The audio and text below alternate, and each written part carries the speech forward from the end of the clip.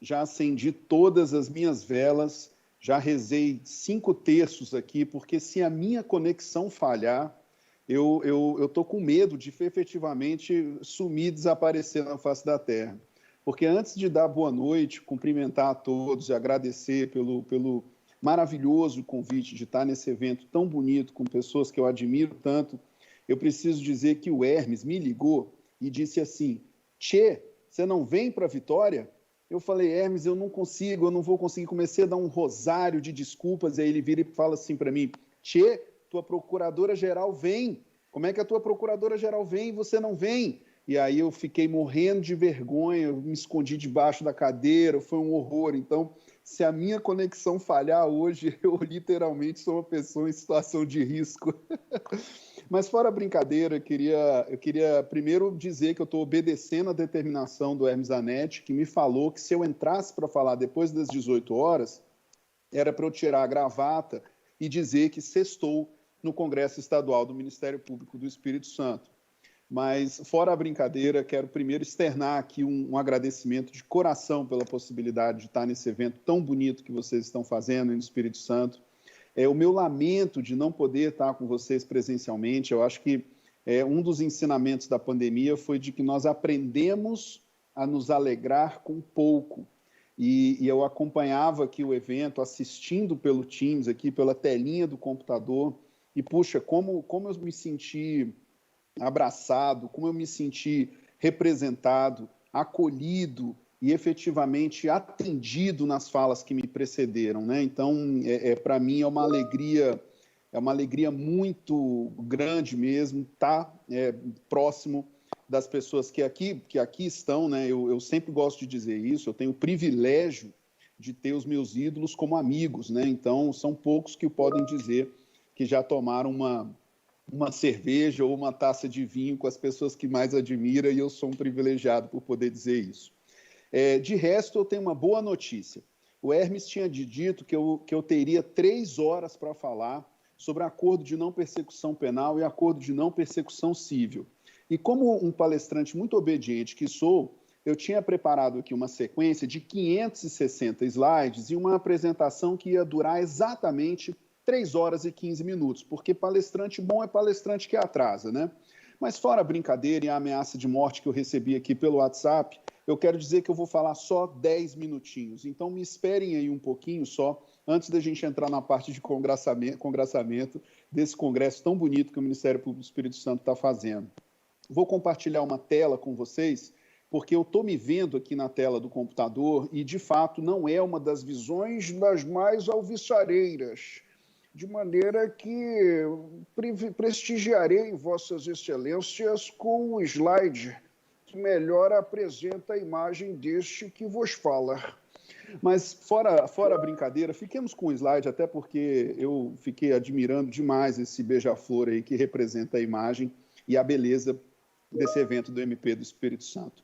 Pessoal, 10 minutinhos de reflexão muito simples sobre o que seja o papel do Ministério Público e o que é o novo desafio dessa negociação, tanto do direito penal, como igualmente no enfrentamento da improbidade administrativa, ou seja, o acordo de não persecução penal, acordo de não persecução civil nas temáticas do direito sancionador. Eu faço aqui uma primeira reflexão com vocês, né? É muito curioso que nós estejamos todos atentos aos reclamos de desjudicialização de conflitos, de buscas alternativas de soluções na sociedade contemporânea. De uma maneira geral, quem milita no sistema de justiça criminal é um pouco resistente a essas demandas. Acho muito curioso que, quando falamos do direito comparado ou mesmo outros países, há uma consideração geral sobre o que sejam os custos da justiça criminal. E no direito brasileiro, ou no debate público brasileiro, esse é um tema que falta bastante para que nós evoluamos no debate público. Digo eu, será que os reclamos de desjudicialização de conflitos, de respostas alternativas ao que sejam os casos que nos são apresentados para o sistema de justiça, igualmente não devam ser observados na esfera criminal? Me parece que a resposta é desenganadamente afirmativa. E aqui eu me permito uma consideração de advertência propriamente dito. Quando surgiu a ANPP, Hermes, você vai se lembrar aí junto comigo, Pedro Ivo, a gente conversou muito, Gustavo Sena, colegas aí do Espírito Santo, o próprio Américo BD, juiz federal aí também no Espírito Santo, nós conversamos muito o que significava aquela positivação entre nós de uma novidade de você poder evitar a ação penal e construir com artesania, com cuidado, com acolhimento e atenção à vítima, pequeno parêntese, que fala belíssima da Andréa Amin, né? Fecho meu parêntese aqui. Com acolhimento, escuta e atenção à vítima, a possibilidade de uma resposta efetiva ao caso penal que nos é apresentado. E eu me recordo como é que o debate ao tempo acabou, entre aspas, com perdão da expressão aqui, mas já passou das 18 horas de sexta-feira, eu vou me permitir, macaqueando o que seria o debate e as críticas que vêm de reboque à figura da plea bargaining norte-americano, plea bargaining norte-americano. E digo eu aqui com vocês, todas as vezes que alguém falar de ANPP e mencionar a plea bargaining norte-americano, você pode prestar atenção que você vai ver uma estrelinha se apagando no céu. Explico por quê. A nossa modelagem, as nossas inspirações de ANPP não derivam dos Estados Unidos. Nós não temos do porquê olhar para lá e achar que a inserção de um direito consensual, uma justiça negociada, derive de uma americanização do nosso processo. O Conselho da Europa, que é o equivalente à Organização dos Estados Americanos no espaço europeu, que abrange inclusive a Corte Europeia de Direitos Humanos, eu sempre repito isso, desde 1987 traz reclamos de respostas e alternativas, diversificação do que seja a possibilidade do ajuizamento de casos penais perante o Poder Judiciário. As regras de Tóquio, que são de 1990, com destaque ao item 5.1, trazem desde há muito reclamo, repito, de diversificação de resposta do Estado aos casos penais. Alguém nos contou em algum momento que o Ministério Público, por ser uma instituição de Estado e estar vinculado a um princípio de legalidade, estaria obrigado a atuar de maneira estrita e obedientemente à lei. Isso é verdadeiro, mas há um problema de raciocínio aqui. Isso retira do Ministério Público um espaço de discricionariedade persecutória na opção política de promoção de responsabilização de casos perante o Judiciário? Em algum momento da nossa formação jurídica, isso nos foi contado e nós acreditamos. E digo eu, negar o exercício da discricionariedade persecutória é negar o necessário debate do nosso aprimoramento institucional. Se temos que buscar no direito comparado o que explica o ANPP ou mesmo o ANPC, que busquemos a figura da diversion e não a figura da plea bargain. Porque na plea bargain, usualmente nós falamos de acordos que redundam na condenação de uma pessoa sem um processo na sua total extensão, o chamado full trial. E não é isso que temos no Brasil. O que temos é a construção de uma resposta alternativa que, se bem sucedida, evita a judicialização do caso, evita a ação. Isso é bem diferente de plea bargain. Isso é o que inspira a ANPP, isso é o que inspira o ANPC.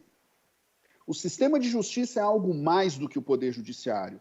Dar resposta a casos de improbidade, dar resposta a casos penais, vai muito além de buscar ações em juízo. Essa é uma questão muito importante. Precisamos entender a amplitude dos arranjos institucionais que materializam o acesso à justiça. Ministério Público, Defensoria Pública, a OAB no patrocínio privado de causas, o próprio Poder Judiciário e outros atores que ali aparecem ombreando o exercício da cidadania perante o sistema de justiça, integram um conjunto muito mais amplo do que o simples resumo, ou reducionismo, melhor dizendo, de dizer que todos os casos de relevância penal ou de responsabilização devam necessariamente observar o ajuizamento de ação. Destaco ainda um ponto importante. Ao criar esferas de negociação para a atuação do Ministério Público, o Brasil estabelece a necessidade de que, de uma vez por todas, nossas instituições se filiem e implementem uma política de Estado no enfrentamento, seja do crime, seja da improbidade administrativa, e não uma política de instituições. Estamos falando de soluções que vão além de jurisprudência, cortes superiores, os maus funcionamentos, os problemas que temos no funcionamento do Poder Judiciário e os seus casos. Nós estamos falando de uma política de Estado. E o fato de que o Ministério Público, com todas as garantias que uma magistratura de Estado tem, e veja que isso é objeto de debate público hoje, materializa na sua ação parcela de soberania do Estado. É isso que nos faz, inclusive, uma magistratura de Estado.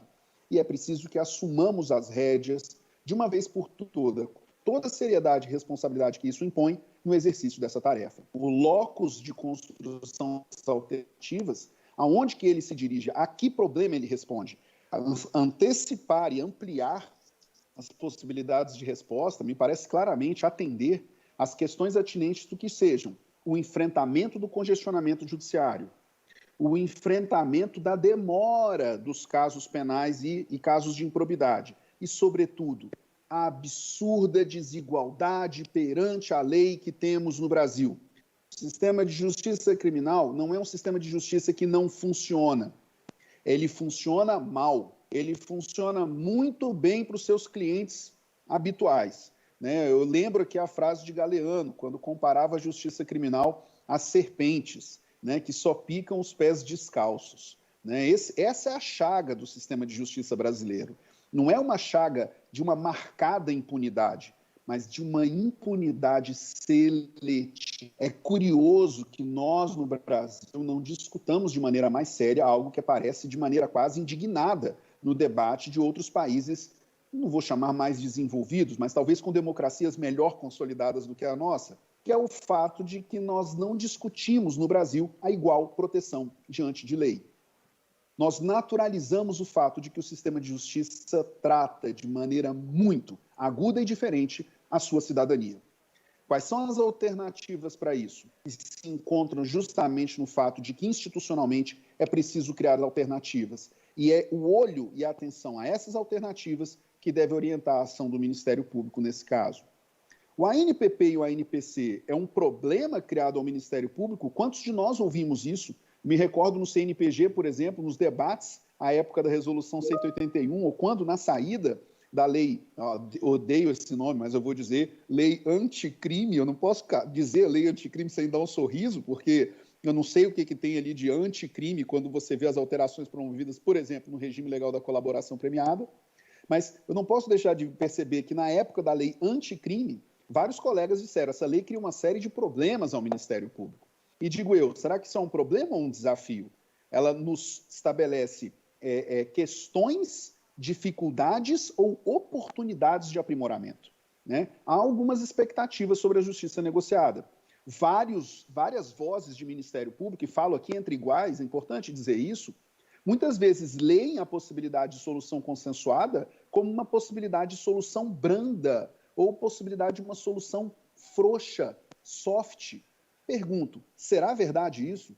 Olha, se isso for verdadeiro, nós, infelizmente, não teremos nenhuma outra instituição para culpar que não nós mesmos. Esse é o ponto fundamental. Porque aqui, quando ampliamos a possibilidade da discricionariedade persecutória, seja na negociação do âmbito civil, seja na negociação do âmbito penal, nós necessariamente nos apresentamos para o debate em mesa com a accountability institucional, ou seja, o dever de transparência, controle e de render contas de nossa atuação. Deixamos definitivamente de ser pedras no debate sobre o funcionamento do sistema de justiça. Somos e sempre fomos vidraça. Ou seja, o ponto todo aqui é que nós igualmente rendemos explicações sobre os problemas que o sistema de justiça traz. Será que podemos igualmente construir boas alternativas para o aprimoramento desse sistema? Me parece aqui que o Ministério Público, historicamente, que sempre foi muito crítico quanto à falta de resolutividade do sistema, ou seja, os tempos de duração, o não julgamento de ações de improbidade, a demora nos casos de aparente complexidade, e muitas vezes a complexidade, ao contrário do que muitos afirmam que não veem a capa, se encontra na capa dos autos, com respeito daquilo que se coloca da alargada maioria, se encontra na capa dos autos, sim, a diferença que o sistema de justiça dá aos casos. Agora, nós temos a possibilidade de interferir efetivamente no tema. Então, mais do que um problema, me parece ser um desafio. A resposta só será branda se a fizermos mal. O tempo aqui de resposta é uma mensagem de efetividade de justiça criminal e de direito sancionador. Comentava isso com um colega hoje pela manhã, falava com ele, falei, puxa, eu fiz uma audiência ontem de ANPP de um caso de 2019, e digo eu, fracassei de saída, porque se eu estou demorando 2 anos para dar uma resposta negociada a um caso, é porque nesse caso falhamos miseravelmente. E eu não vou conseguir ajustar essa falha, esse fracasso, seja apertando uma pena mais grave ou abrandando essa solução. O meu caso aqui vai ser resolvido na medida em que eu aprimorar os meus fluxos de trabalho, tema hoje, que é tão ou mais relevante do que a minha preparação técnico-dogmática, esse é o ponto, e conseguir dar resposta mais efetiva aos casos que me chegarem de maneira célere e, sobretudo, com efetividade. Precisamos considerar o congestionamento judiciário, para caso contrário, o Ministério Público não possa reproduzir o pecado que muitas vezes imputamos ao coleguinha do lado. Esse é o ponto maior de reflexão aqui. A mensagem do direito sancionador, ela é indissociável do tempo de sua resposta. A mensagem é indissociável do tempo. O rótulo da condenação criminal ou da condenação de improbidade muitas vezes nos importa mais pelos vícios de nossa formação como profissionais de direito do que propriamente nos processos de responsabilização do cidadão submetido a essas respostas do Estado. Reflitamos sobre isso. Alguns desafios institucionais. Hermes, eu juro que eu estou terminando. O ANPP reclama de nós aprimoramento dos serviços do Ministério Público pensados para interlocução, acolhimento, escuta e atenção à vítima. Falar de ANPP sem construção de uma política séria de atenção à vítima é fracassar no exercício de uma resposta que, repito, foi construída como alternativa à demora do sistema de justiça. Não adianta sermos céleres, não adianta sermos duros, se a razão de ser da diversion, ou seja, da diversificação da resposta do Estado, não trouxer protagonismo àquele que é a vítima, a figura maior que legitima a resposta do sistema de justiça. Eu caio da cadeira todas as vezes que vejo no debate brasileiro alguém querendo copiar aqui, por exemplo, soluções como a espanhola, em que uma vítima tem que se habilitar num processo como parte, como já apareceu no debate no CPP, e o nosso Pedro Ivo, desde que assumiu a presidência da associação aí do Estado, já ganhou, não sei se vocês já contaram, alguns milhares de cabelos brancos. Aliás, deixa eu contar uma indiscrição para vocês, porque a gente já passou das 18 horas de sexta-feira. Se alguém tem alguma dúvida, eu vou dizer para vocês. O Pedro Ivo está fazendo luzes. Ele está fazendo balaiagem, primeiro, não deu muito certo, e aí ele começou a fazer luzes no cabelo. Porque ninguém fica com o cabelo branco de maneira tão uniforme, elegante, charmosa e parecendo um encarte dos Dias dos Pais, como fica o nosso Pedro Ivo. Geralmente, quando a pessoa fica com o cabelo branco, fica mais ou menos como eu, fica mais ou menos como o Pepe Le Pew, aquele gambá do Looney Tunes, que fica umas faixas brancas aqui. Até o William Bonner ficou com cabelo branco igual o gambá. E aí me aparece o Pedro Ivo levemente grisalho, com luzes homogeneamente construídas, fio a fio, construído de maneira muito bem adequada e com maior primor do que a própria peruca do Silvio Santos. Então, ele é não só um galã, Isabela, mas o Pedro Ivo é um sujeito que coloca em xeque a minha heterossexualidade. Já falei para ele largar a esposa e os filhos, eu largaria a minha e os meus igualmente e viveríamos esse amor e a saudade de um tempo que a gente não viveu. Mas enquanto ele não me dá atenção alguma, sigamos enfrentando aí os temas no debate legislativo. E aí digo eu, falava com o Pedro Ivo, quando essa notícia aparece no debate do CPP, que tragédia, que empurrão na figura mais vulnerável no sistema de justiça criminal. Porque precisamos separar o que seja a hipossuficiência do que seja a vulnerabilidade. A vítima é a figura de vulnerabilidade do sistema de justiça criminal e o réu eventualmente se apresenta como hipossuficiente. Não admito a figura num sistema normativo como o nosso, informado pelo favor-rei, com toda uma construção normativa certeira de inclinação favorável ao acusado, com a sua leitura de ne bis in idem, ne reformatio impégios, ampla defesa, amplíssima defesa, plenitude de defesa, cambalhota imortal tocando violão em plenários de júri, todo mundo normalizando as grosserias e falta de barreiras éticas dos operadores do sistema de justiça, confundindo isso com defesa combativa, com o fato de que se afirme que o réu é um hipossuficiente ou vulnerável de saída. Ele pode ser hipossuficiente, e vejamos com muita atenção caso a caso, porque perceberemos que a nossa maior sensibilidade tem que se construir naqueles casos que são a maioria e, paradoxalmente, invisíveis. Porque sofremos um problema de representação no Brasil. Parece que todo promotor é o meu colega Deltan Dallagnol. Parece que todo juiz é o ex-juiz Sérgio Moro, quando, em verdade, a verdade do sistema é que o Ministério Público é o promotor mais próximo do exercício da cidadania nas cidades espalhadas Brasil afora. E o juiz é um sujeito que não foi treinado para fazer gestão do trabalho judiciário, angustiado pela montanha de processos que se lhe apresenta para julgamento e, sobretudo, preocupado com o crescente distanciamento que existe entre Estado e cidadão. Não existem profissionais de direito que passam desodorante de enxofre, afiam o tridente, dão uma molada no chifre e vão trabalhar em favor de um punitivismo cego no Estado brasileiro. O que a gente tem aqui é uma crise de representação brutal, em que muitas das vezes os problemas públicos que são apresentados de maneira absolutamente diversa do que aquilo que deveria ser a primazia do Estado brasileiro no aprimoramento do sistema de justiça. Sim, eu estava falando da PEC 5. Segue. A ANPC, me parece, reclamará de nós uma imprescindível coordenação interinstitucional. Como poderá o Ministério Público aquilatar dano de ações ímprobas sem dialogarmos horizontalmente com os demais órgãos de controle do Estado? Como fazer a ANPC sem que estabeleçamos um diálogo muito afinado e próximo das Cortes de Contas, por exemplo, inclusive nos utilizando de seus aparatos técnicos e estudos? Como fazer isso sem um diálogo altaneiro, republicano e respeitoso, compreensivo do que sejam as distintas atribuições entre Ministério Público e Advocacia Pública do Estado? É preciso que sofistiquemos a nossa coordenação interinstitucional para que nós tenhamos êxito nesse desafio. E chego aqui aos desafios práticos e eu juro que é meu último slide.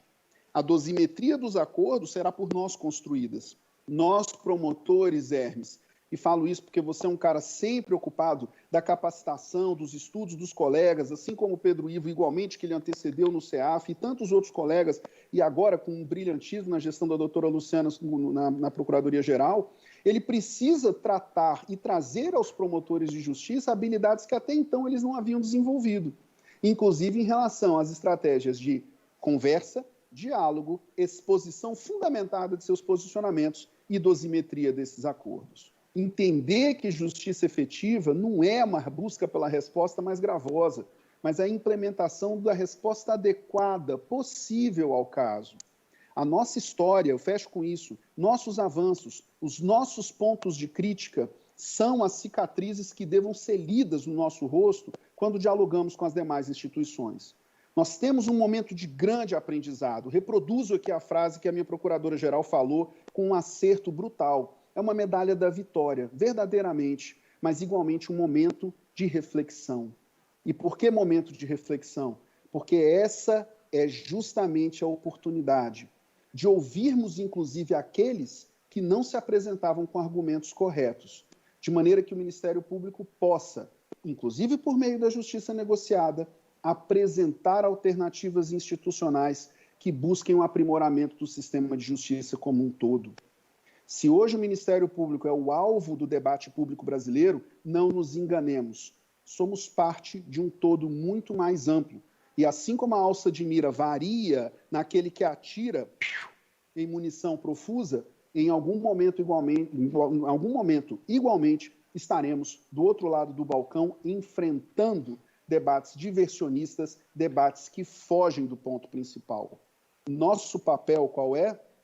Valorizar o debate público, não nos fecharmos ao debate e resolvermos a nossa crise democrática com a única maneira possível de enfrentá-la, com mais democracia. Obrigado pela oportunidade. Hermes, meu sincero pedido de desculpas por não estar com você pessoalmente e aos demais colegas que nos acompanham presencialmente e pelo Microsoft Teams. Por favor, todo mundo que cruzar com o Hermes Zanetti hoje, pelo amor de Deus, bata o seu copinho no copinho dele e fala assim, ó, foi o Sux que pediu. Muito obrigado. Um abraço para vocês todos e que tenhamos um bom final de semana.